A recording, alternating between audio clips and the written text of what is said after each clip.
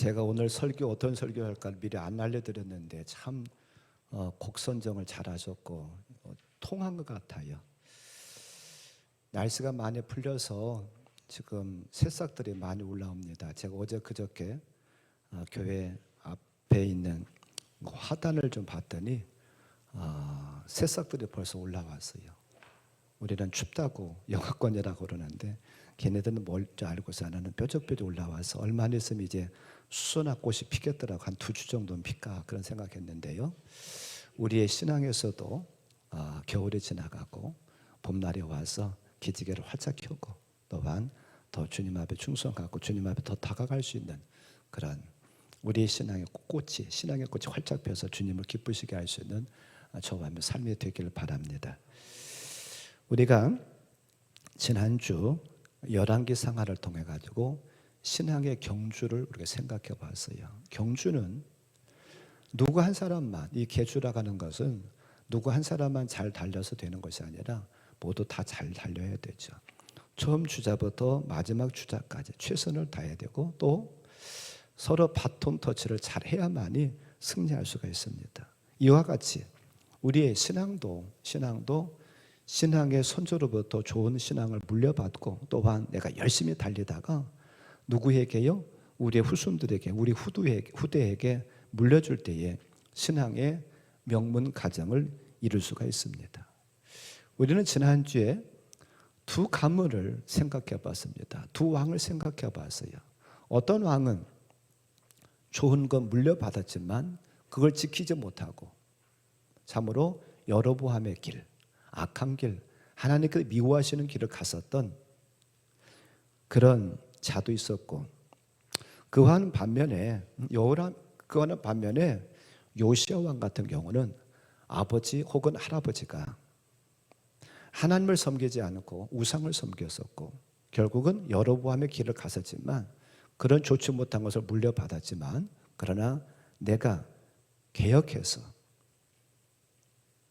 하나님을 기쁘시게 하는 그런 삶을 살았었던 왕도 살펴보았어요. 이런 것을 통해서 우리가 볼 수 있는 것은 무엇이냐면 부모로부터 선조로부터 어떤 신앙을 물려받는 것도 참 중요합니다만 그보다 더 중요한 것은 내 신앙을 내가 어떻게 지킬 것이냐, 내가 그 신앙을 어떻게 지키고 내가 어떻게 달려갈 것이냐, 그게 어찌 보면 더 중요하다고 하는 거예요. 그래서 나는 부모로부터 좋은 거 물려받지 못했는데 그걸 탓할 것이 아니라 내가 어떻게 마치 또 요시야 왕처럼 내가 신앙의 어떤 개혁을 일으키고 어떻게 하나님을 더 잘 섬길 건가 고민할 수 있는 저와 여러분들 되기를 바랍니다. 지난주에도 제가 잠깐 말씀드렸던 것처럼 열왕기상하하고 역대상하는 조금은 달라요. 물론 솔로몬부터 시작하는 것은 거의 비슷합니다. 그런데 어떤 관점을 가지고 기록을 했느냐 그것은 조금 다르고 또한 역대상은 누구부터 시작하느냐 하면 천지창조부터 시작해가지고 아브람부터 에녹부터 시작이 돼요. 믿음의 선조들로부터 시작이 됩니다. 어찌 보면 창세기부터 시작된다라고 해도 과언이 아닐 거예요. 열왕기상하는 지금 누가 기록했는지 정확하게 알려지지는 않았습니다만 많은 학자들은 예레미야 선지자가 이 열왕기상하를 기록했을 것이다 라고 얘기를 해요. 예레미야는 선지자였습니다. 선지자의 역할은 무엇이냐면 이스라엘 백성들에게 하나님에 대해서 선포합니다. 그리고 그들이 잘못했었을 때에 그들의 죄를 지적해요. 책망합니다. 그게 어찌 보면 선지자의 책임이고 사명이에요. 그러다 보니까 이 기록도 하나님의 말씀의 기록도 그런 관점에서 기록을 했어요. 그래서 그 열왕기상하를 읽어보면 왕들이 실패하고 넘어지고 죄짓고 그러는 것들이 많이 나와요. 그와 반면에 그 역대상하, 우리가 오늘 살펴볼 역대상하는 누가 기록을 했느냐 하면 다음 주에 우리가 살펴볼 에스라 제사장의 기록을 합니다. 에스라는 학사이면서 제사장이었어요. 그래서 제사장의 관점에서 제사장의 눈에서 살핍니다. 그러다 보니까 제사장은 어떤 입장이냐면 하나님의 사랑을 얘기를 하고 하나님의 섭리를 얘기를 하고 또한 성전을 얘기를 해요. 그게 우리가 지난주 살펴본 열왕기 상하와 역대 상하가 조금은 다른 면입니다. 우리는 그것을 아시길 바라고, 열왕기 상하도 끝이 포로로 잡혀가는 이스라엘 백성들이 아수르와 바벨론에 포로로 잡혀가는 것에서 끝이 나요. 역대 상하도 거기서 끝나고 또 어디까지 이어지느냐 하면 역대하는 어디까지 이어지느냐 하면요, 나중에 우리가 이제 에스라나 느헤미야를 통해서 볼 수 있는 포로 시대, 또한 포로에서 돌아오는 것까지도. 그래서 바사 왕 고레스 왕이 칙령을 내려서 이스라엘 백성들 돌아가라, 너희들 고향에 돌아가서 너희들 성전을 지으라라고 명령까지 나오는 것이 바로 역대하의 제일 마지막 장인, 마지막 부분인 36장 22절부터 23절에 나와요. 저는 지금 3주에 걸쳐서 계속해서 우리가 창세기서부터 살펴보고 있습니다만 3주에 걸쳐서 둘을 비교했어요. 사무엘상하에서도, 또한 지난주 역대상하에서도, 지난주 열왕기 상하에서도, 오늘 역대상하에서도 둘을 비교할 겁니다. 자, 오늘 저는 무엇을 비교하려고 그러냐면 신앙생활을 했었던 그런 왕들 중에, 하나님을 섬겼던 왕들 중에서 그 마음이 변치 않고 그 마음을 한결같이 가졌던 왕이 있는가 하면, 그와 반면에 처음은 잘했는데 마지막으로 가면서 점차 가고 인생의 끝을 가면 갈수록 그 마음이 변질돼서 하나님을 떠났던 왕이 있어요. 우리가 잘 아는 남북의 남유다와 북이스라엘의 왕 39명의 왕 중에서 아주 잘 우리에게 알려진 두 왕을 저는 오늘 말씀을 드리려고 합니다. 바라고 원하기는 우리는 오늘 말씀을 듣는 중에 선택하기를 바라요. 나는 어떻게 살 것인가? 나는 어떤 왕처럼 살 것인가? 그리고 그 왕을 선택을 했다고 한다고 하면 그 마음이 변질되지 않기를 바랍니다. 자, 첫 번째, 하나님을 사랑하는 마음이 한결같았던, 변치 않았던 왕 다윗입니다. 다윗은 너무나도 잘 알려진 인물이에요. 그런데 이 다윗을 보면 하나님을 굉장히 사랑했었고 또한 하나님의 사랑을 받았던 왕입니다.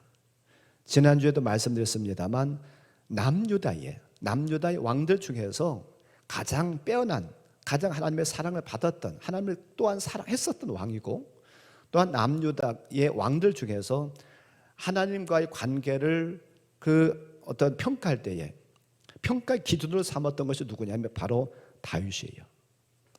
그런 다윗이 하나님 잘 섬겼습니다. 그리고 또한 이 다윗은 솔로몬 왕의 뒤를 이어서 왕이 됐어요. 하나님께서 초대 왕 사울을 선택하셨는데 그 사울 왕이 그도 마음이 변해가지고 하나님 말씀을 듣지 않습니다. 교만해서 하나님 말씀을 듣지 않아서 그를 버리고 세운 왕이 누구냐면 바로 다윗 왕이에요.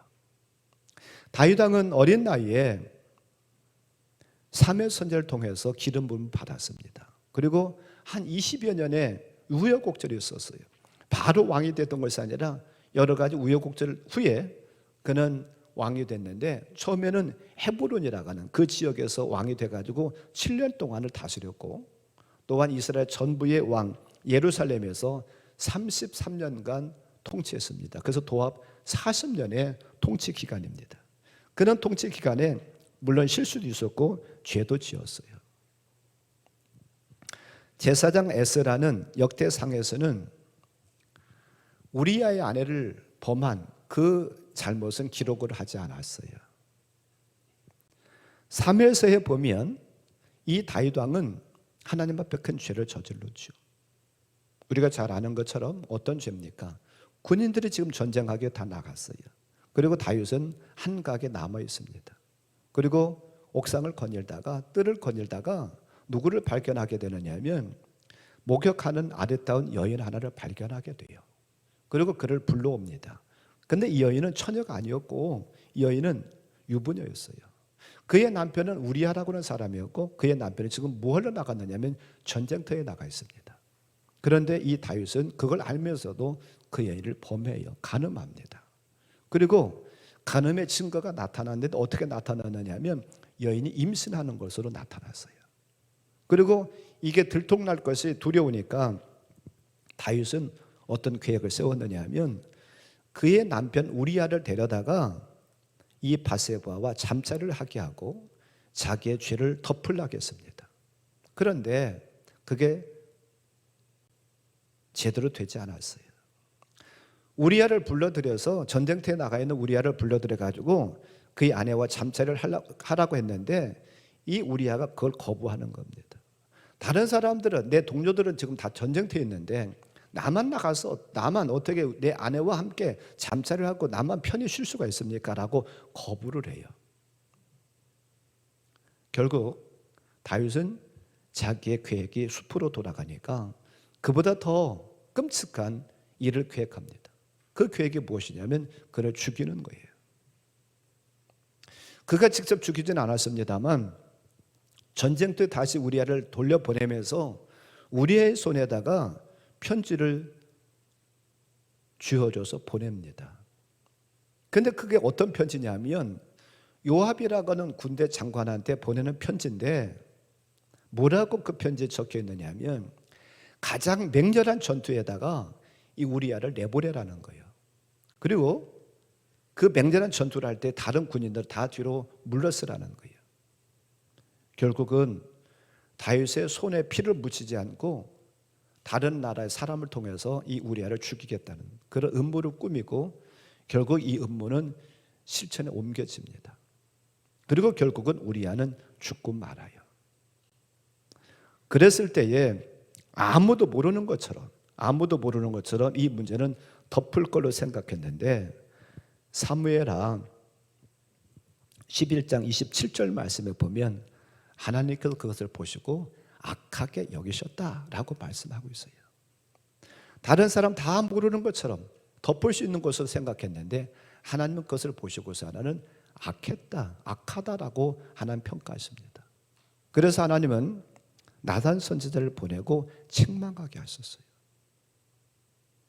그리고 이 책망을 들은 다윗은 내가 하나님께 범죄했습니다. 내가 죄를 범했습니다. 라고 사무엘하 12장 13절에 보면 그런 고백을 해요.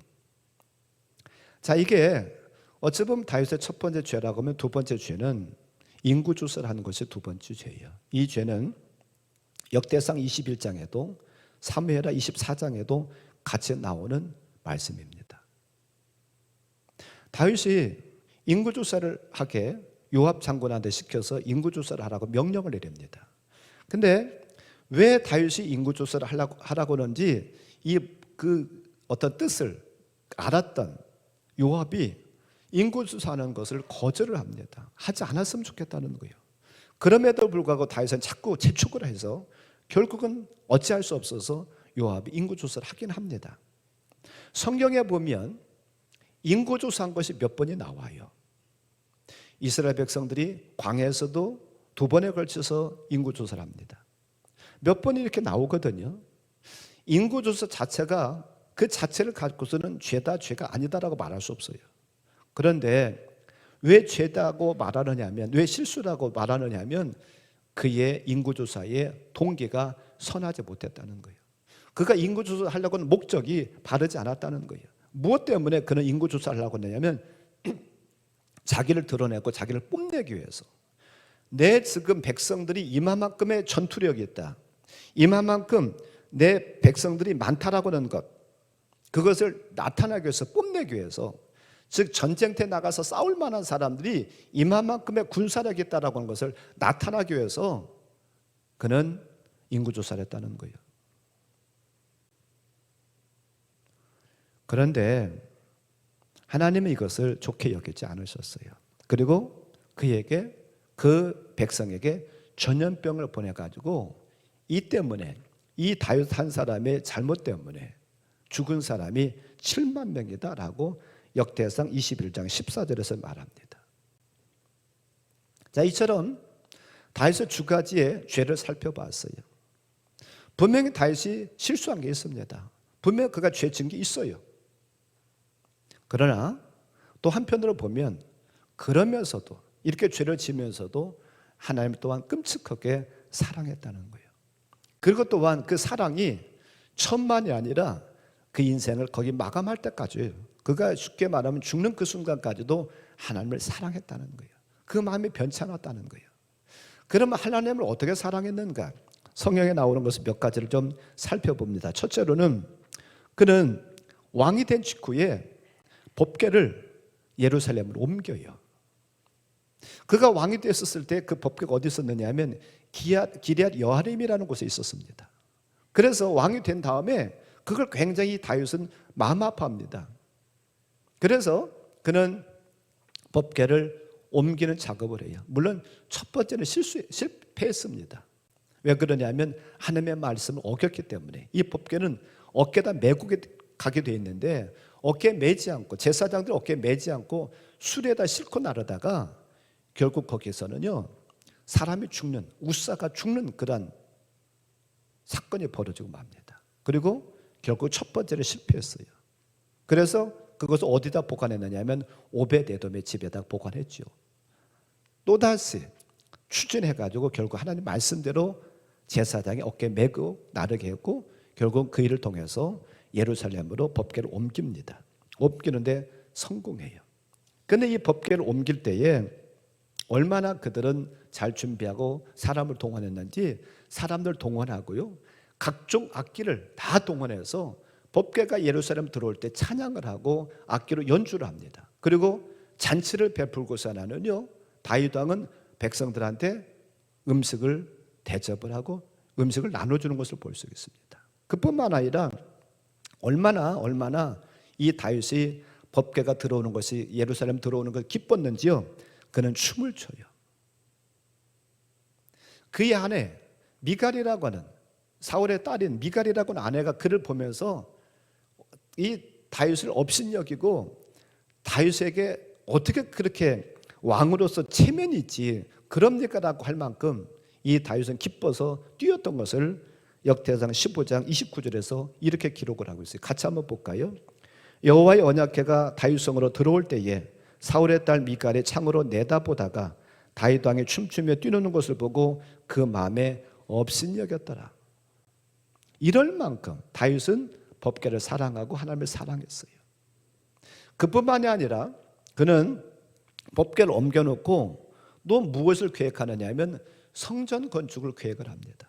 그래서 나단 선지자한테 얘기를 하는 거예요.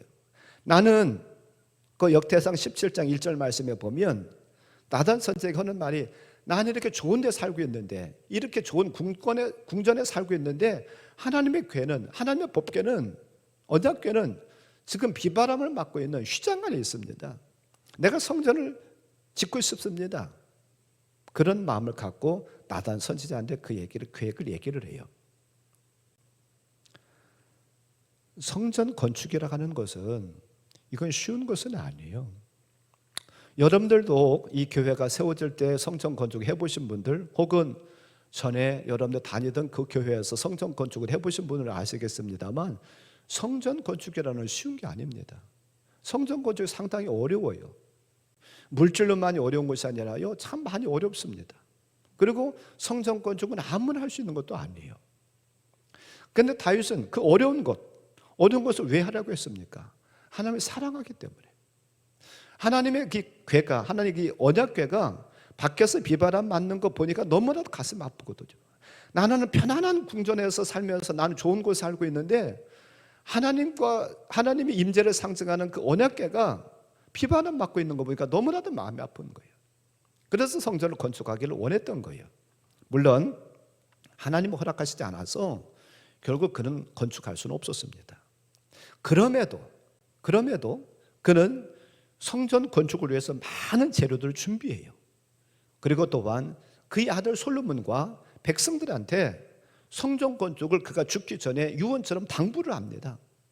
그 얘기가 어디에 나오느냐 하면 역대상 22장 6절에 그의 아들에게 당부하는 얘기, 또한 22장 14절에는 그가 준비한 재료들에 대한 이야기가 나와요.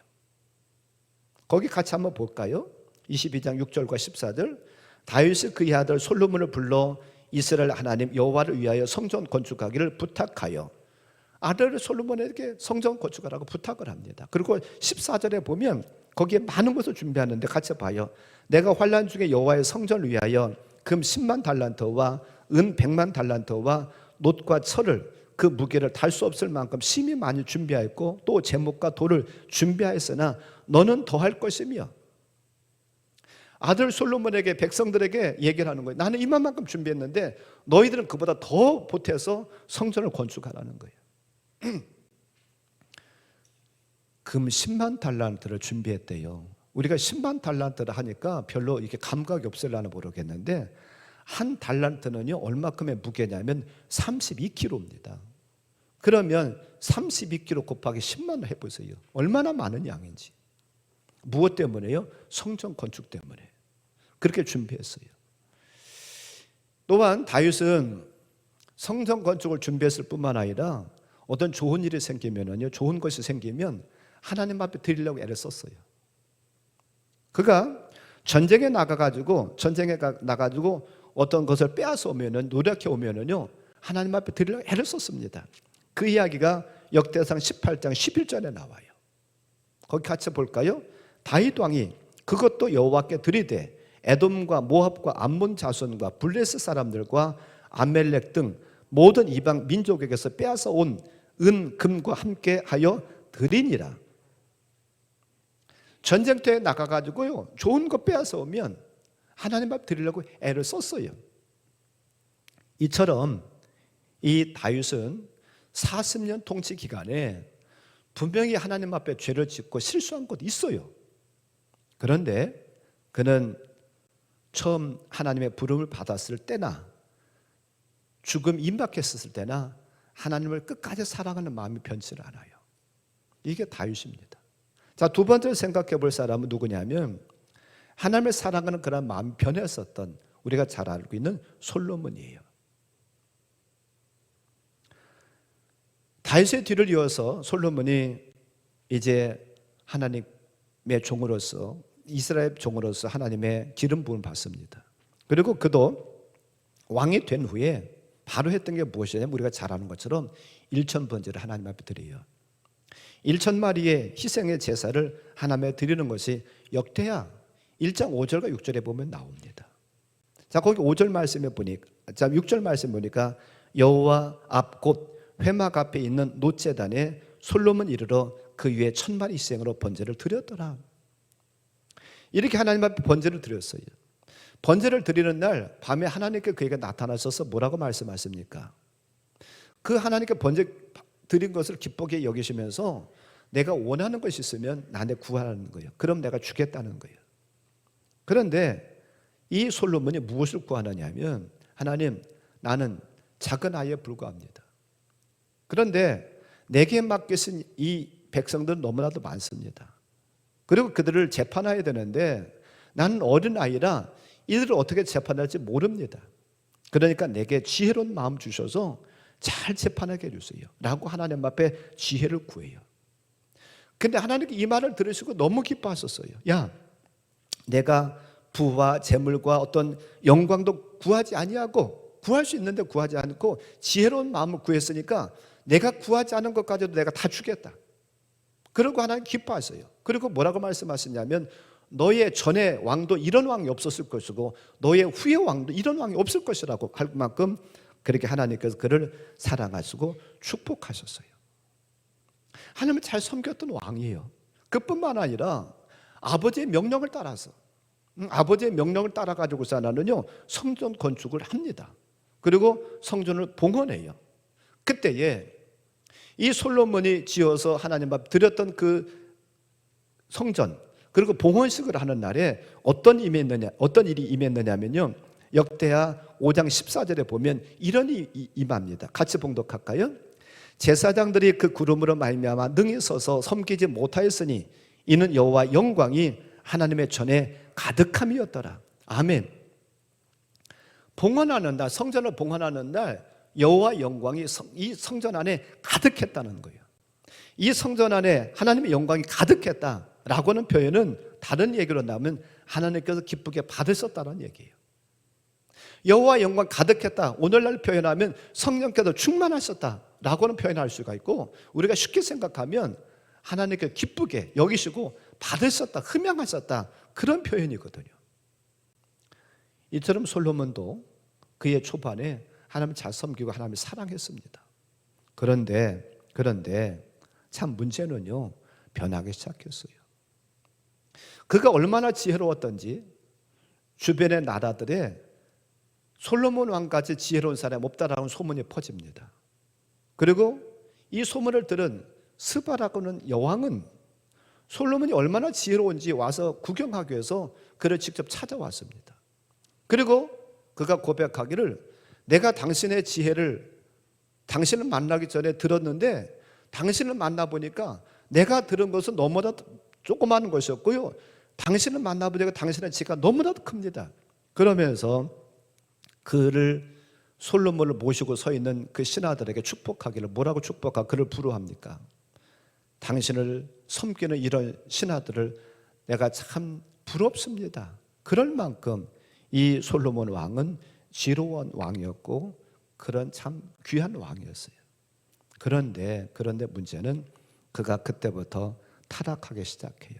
그리고 하나님께서 원치 않는, 하나님께서 책망했음에도 불구하고 듣지 않고서 하나는 자꾸 먼 길로 하나님을 떠나갑니다. 그리고 어디로 가게 되느냐 하면 우상으로 자꾸 그의 마음이 떠나가요. 솔로몬은 하나님께서 축복해 주시니까 그가 뭐에 힘쓰게 되느냐 하면 여인들을 자꾸 끌어들여요. 여인들을 자꾸 끌어들여가지고 결혼하기 시작합니다. 이웃 나라에, 이방에 공주들을 데려다가 결혼을 해요. 그리고 자꾸 여인들의 숫자가 늘어갑니다. 이것은 인간의 생각에서 나오는 거예요. 그 당시의 왕들은요, 아내들을 몇 명을 두었느냐에 따라서 어떤 권력을 상징했답니다. 그러다 보니까 이 솔로몬도 그걸 따르는 거예요. 그래서 열왕기상 11장의 말씀에 보면 그의 후궁이 700명이었고 첩이 300명, 도합 1000명의 아내를 거느립니다. 그리고 왜 자꾸 이방에서 공주들을 데려다가 결혼하게 되느냐 하면 정략적인 결혼이에요. 그렇게 사돈 관계를 맺고 그러다 보면, 또 장인과 사유 관계를 맺다 보면은 서로 싸우지 않고 우리가 평화롭게 화평하게 잘 지낼 수 있겠다고 생각해가지고 그렇게 정략적인 결혼을 해요. 그런데 문제는 그 여인들이 하나님을 떠나게 만들었다는 거예요. 그래서 하나님께서 그에게 직접 나타나셔서 2번이나 책망을 하셨습니다. 그럼에도 불구하고 아버지와 다르게 그는 돌이키지 않았다고 성경에서는 기록을 하고 있어요. 아버지 다윗은 나단 선지자가 찾아가서 당신이 범죄했습니다라고 했었을 때에 그는 그 책망을 듣고 시인하고 회개하고 돌이킵니다. 그러나 솔로몬은 듣지 않았다고 열왕기상 11장 9절에서 11절에서 말씀하고 있어요. 같이 한번 거기를 볼까요? 솔로몬의 마음을 돌려 이스라엘의 하나님 여호와를 떠남으로 여호와께서 그에게 진노하시니라. 여호와께서 일찍이 2번이나 그에게 나타나시고 일에 대하여 명령하사 다른 신을 따르지 말라 하셨으나 그가 여호와의 명령을 지키지 않았으므로 여호와께서 솔로몬에게 말씀하시되 내게 이러한 일이 있었고 또 내가 내 언약과 내가 내게 명령한 법들을 지키지 아니하였으니 내가 반드시 이 나라를 내게서 빼앗아 내 신하에게 주리라. 아멘. 참 가슴 아픈 비참한 그런 신세가 되고 말았어요. 하나님께서 말씀을 주셨고 책망하셨음에도 불구하고 그 책망을 듣지 않습니다. 우리가 여기서 하나 기억할 것이 있어요. 고린도전서 10장 12절에서는 이렇게 말씀합니다. 같이 봉독하죠. 그런즉 선줄로 생각하는 자는 넘어질까 조심하라. 솔로몬이 처음에 왕이 됐을 때는, 어렸을 때는 하나님을 섬겼어요. 근데 하나님께서 그를 축복하셔서 잘 되니까, 지혜로워서 칭송이 자자하니까 그는 변하기 시작했다는 거예요. 하나님을 사랑했었던, 그리고 또한 하나님을 사랑하는 그 마음이 변치 않았었던 다윗과 하나님을 사랑하는 마음이 변했었던 솔로몬을 생각해 보았어요. 그러면 다윗은 어떻게 해서 그의 마음에 변치 않고 한결같이 하나님을 사랑할 수 있었을까? 끝까지 하나님을 섬길 수 있었을까? 그 비결은 무엇일까? 저는 그 비결을 이렇게 찾고 있었습니다. 하나님의 은혜를 끝까지 기억했다는 거예요. 하나님께서 그에게 베푸신 사랑 은혜를 이 다윗은 왕이 될 때부터 왕 끝나고 죽을 때까지 기억했어요. 그러다 보니까 그는 하나님을 떠나지 않았다는 거예요. 그러나 솔로몬은 하나님의 은혜를 끝까지 기억하지 못했어요. 다윗은 기회 있을 때마다 하나님 앞에 은혜를 기억하면서 감사하고 있어요. 역대상 17장 16절 17절 보니까 여기서도 하나님 앞 감사합니다. 여기 말씀은 다윗의 성전 건축할 마음이 있고 그것을 하나님께 고했을 때 하나님께서 성전 건축하는 것을 허락하시지 않았음에도 불구하고 그의 마음을 받으셔요. 그의 마음을 받으시면서 하나님께 그에게 축복하십니다. 그 말을 들었을 때, 나단 선지자 여러분들 그 말을 들었을 때에 하나님 앞에 감사해요. 하나님, 내가 무엇이 간대? 내가 누구길래 이렇게 하나님께 복을 주셔서 내가 왕이 되게 하시고 이렇게 나를 기뻐하시면서 이런 복을 주십니까? 라고 하면서 감사한 얘기가 지금 역대상 17장 16절 10절 나와요. 그뿐만 아니라 그는 죽을 날이 임박했었을 때에 하나님께 또 감사하는 얘기가 역대상 28장에도 나옵니다. 그리고 오늘 우리가 같이 예배 서론에 처음에 우리 같이 봉독된 역대상 29장 10절부터 14절은 무엇이냐면 자기가 성전 건축을 위해서 재료를 준비하고 또한 솔로몬과 백성들한테 성전 건축의 재료를 준비하라고 하면서 하나님 앞에 감사하는 얘기가 있어요. 성전 건축의 재료를 준비할 수 있는 것도 하나님 은혜라는 거예요. 물질을 주신 것도 하나님 은혜고 도리어 하나님께 물질 주신 것뿐만 아니라 물질을 주신 것을 하나님 앞에 드릴 수 있는 마음조차 주신 것까지도 하나님 은혜라고 그런 고백하고 있어요. 역대상 29장 13절 14절을 다시 한번 읽어볼까요? 같이 한번 보겠습니다. 우리 하나님이여 이제 우리가 주께 감사하며 주의 영화로운 이름을 찬양하나이다. 나와 내 백성이 무엇이기에 이처럼 즐거운 마음으로 들을 힘이 있었나이까? 모든 것이 주께로 말미암아사오니 우리가 주의 손에서 받은 것으로 주께 드렸을 뿐이니이다. 내가 드린 거 내가 잘나서 아니에요. 하나님께 주신 물질이고 드릴 마음조차도 하나님께 주셔서 우리가 기쁘게 드린 겁니다. 모든 것을 하나님 앞에 영광을 돌리고 모든 것을 하나님 은혜로 얘기를 해요. 그리고 하나님 앞에 감사하고 있어요. 다윗은 기회 있을 때마다 계속해서 하나님을 기억하고 감사합니다. 이게 하나님을 떠나지 않고 하나님을 사랑할 수 있는 비결이라는 거예요. 우리가 어떤 사람이 되고 어떤 자리에 올라가는 건 굉장히 중요하죠. 그보다 더 중요한 것은 무엇이냐면 내가 그 자리에서 내 신앙에 변치 않고 내가 하나님을 끝까지 사랑하는 것이 더 중요하다는 거예요. 힘들고 어렵고 낮은 자리에 있었을 때는 하나님을 찾기 쉬워요. 그런데 일이 잘 풀리고 점점점 솔로몬처럼 자리가 올라가고 다른 사람이 칭송에 찾아오고 올라가면 그 자리, 특별히 하나님을 사랑하는 그런 마음을 한결까지 지키기는 쉽지 않다라고 하는 거예요. 우리가 이 사실을 꼭 기억하기를 바랍니다. 역대상하에 보면 왕들에 대한 기록뿐만 아니라 다양한 사람들에 대한 기록이 있어요. 역대상 1장에 보면 족장에 대해서 기록을 하고 있어요. 그리고 또한 같은 장에 보면 에돔 왕들에 대한 이야기가 있습니다. 또한 역대상 6장에 보면 회막에서 찬송했던 자들에 대한 기록이 있어요. 또한 역대상 9장과 26장에 보면 성전 문지기에 대한 이야기가 나옵니다. 그리고 역대상 11장에 보면 다윗을 위해서 싸웠던 용사들에 대한 이야기도 나와요. 26장에서는 성전 곡간을 맡았던 자들에 대한 기록, 또한 27장에서는 왕의 제사를 맡아서 관리했었던 그런 사람들에 대한 이야기도 나옵니다. 문제는 왕만 중요한 게 아니에요. 하다못해 성전 문지기 혹은 하다못해 오늘도 예배하면서 찬양을 하셨던 분들이 계시는데 찬양을 맡았다 할지라도 그 자리를 잘 지키는 것, 변치 않고 그 자리를 잘 지키는 것이 중요하다는 거예요. 이 뒤에 지금 화분이 2개가 있습니다. 저는 이 화분을 제가 저쪽에 앉아서 볼 때마다 은혜를 받아요. 솔직히 올라왔을 때부터 교회 꽃꽂이를 했던 시절도 있었고 요즘 꽃꽂이가 이제 안 하고 화분을 사다 놨었던 적도 있었잖아요. 그 화분이 내려가고 이제 이 화분이 올라왔는데 이 화분이 어디에 있었느냐 하면 1층 노비에 있었어요. 근데 저는 무슨 생각을 하냐면 화분을 사온 화분보다는 이게 못해요. 솔직히 얘네들 듣기는 기분 나쁠 수 있겠지만, 그런데 노비에서 계속해서 그 자리를 꿋꿋하게 지키고 있다 보니까 여기 성전에 올라올 수 있는 기회를 얻은 거예요.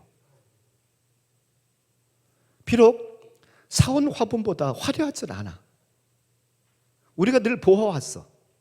그래도 꿋꿋하게 그 자리를 지키고 있었으니까, 겨울에 얼어 죽지 않고서는 꿋꿋하게 지키고 있었으니까 사와서 그보다 더 아름답고 더 좋았던 화분들이 추위를 견디지 못하고 죽으니까 결국 얘네들 기회를 얻은 거예요. 저는 그래서 저쪽에서 제가 예배 전에라든지 잠깐 찬양을 할 때라든지 거기서 앉아있으면 얘네를 보면서 은혜를 받습니다. 우리의 자리를 계속해서 지키고 있을 때에 하나님께 우리에게 어떤 일을 또 맡기실 수 있다는 거예요. 중요한 것은 우리가 어떤 큰 일을 맡았느냐 작은 일을 맡았느냐 그게 중요한 게 아니에요.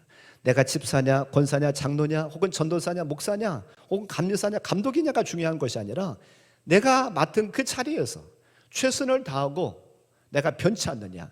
아무리 큰 일을 맡았다 할지라도 변하면 안 된다는 사실이지. 있는 자리에서 내가 맡은 것이 적다 할지라도, 내가 집사의 자리를 할지라도, 하다못해 내가 교회 청소라는 자리를 할지라도 변하지 않고 그 사명을 감당하는 것이 더 중요하고 하나님은 그런 자를 사랑한다는 거예요. 여러분들이 이 앞에 있는 화분을 보면서 그런 은혜가 됐으면 좋겠어요. 저는 이 화분을 보면서 은혜가 됩니다. 솔직히 집사람은 화분 크기가 서로 다르다고 이게 언밸런스라고 저 화분을 바꿨으면 좋겠다고 자꾸 얘기를 해요. 근데 저는 그러면 그냥 내버려둬. 괜히 화분 잘못 만지다 죽여. 그러니까 내버려둬. 제가 자꾸 얘기를 합니다. 여러분들 보면서 그러려나 모르겠어요. 한쪽 화분은 조그만하고 한쪽은 큰데 저거 바꿨으면 좋겠다 그러나 모르겠는데 얘네들은 이렇게 사는 게 좋은 거예요. 우리에게 어떤 깎아 맞추려고 하지 말고 우리 생긴 대로 있는 곳에도 최선을 다하고 마음 변치 않고 다윗처럼 마음 변치 않고 충성하는 것이 하나님 더 우리에게 원하시는 겁니다. 내가 맡은 건 별것도 아니야. 이게 뭐 별거니까 나는 다 나이가 먹고 난 쓸모짝에도 없는데 아니에요. 예배를 지키는 것도 예배 자리를 지키는 것도 귀한 것이고 봉사의 자리, 헌신의 자리, 기도의 자리를 지키는 것도 중요한 거예요. 그게 일시적으로 한두 번을 끝나지 말고 꾸준하게 잘 지키기 바랍니다. 언제까지요? 죽음 때까지. 다윗처럼. 그것은 은혜를 기억할 때에 할 수 있는 일이에요. 말씀을 통해서 오늘 저는 결론을 맺기를 원해요. 요한계시록 2장 10절의 말씀으로 저는 결론을 맺겠습니다. 자, 요한계시록 2장 10절의 말씀 뒤에 보면 잘 아시는 부분이죠. 같이 한번 읽겠습니다. 내가부터요. 두 번째 줄 거 내가 제일 끝에 내가부터 같이 한번 읽겠습니다. 내가 죽도록 충성하라. 그리하면 내가 생명의 관을 내게 주리라. 아멘. 이게 오늘 결론의 말씀입니다. 죽도록이라고 하는 것은 두 가지 의미가 있습니다. 죽을 힘을 다해서라고는 최선을 다해서라고는 의미가 있고 또 한 가지 의미는 죽을 때까지. 언제까지요? 죽을 때까지. 변치 않는 것, 그게 하나님께서 기뻐하시는 일이에요. 이런 저함들 되시기를 주님의 이름을 간절히 축원합니다. 오늘 말씀 붙잡고 한 1, 2분 동안 같이 기도하겠습니다. 하나님